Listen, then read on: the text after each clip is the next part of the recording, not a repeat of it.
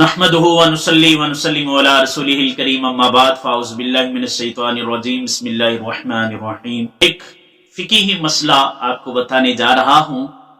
اگر بالٹی میں یا واشنگ مشین میں آپ نے پاک کپڑے دھونے کے لیے ڈالے اور پھر اس کے بعد ایک کپڑا بھی ناپاک اس میں ڈال دیا تو وہ سارے کے سارے کپڑے ناپاک ہو جائیں گے، اور بلا ضرورت شرعیہ ایسا کرنا جائز نہیں ہے۔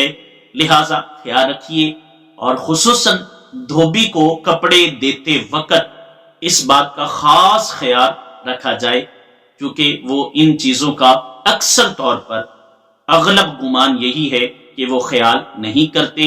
کہیں یہی نہ ہو کہ آپ کپڑے پاک کروانے کے چکر میں آپ کے کپڑے جو ہے، آپ کے کپڑے صاف ستھرے آپ دھلانے کے چکر میں اپنے کپڑے ناپاک نہ کر بیٹھیں، اور پھر اس میں نماز روزہ اور دیگر نماز وغیرہ نوافل اور عبادات میں جو ہے وہ استعمال کریں۔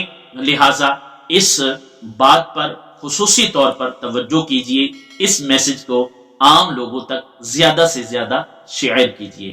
جزاک اللہ خیرہ۔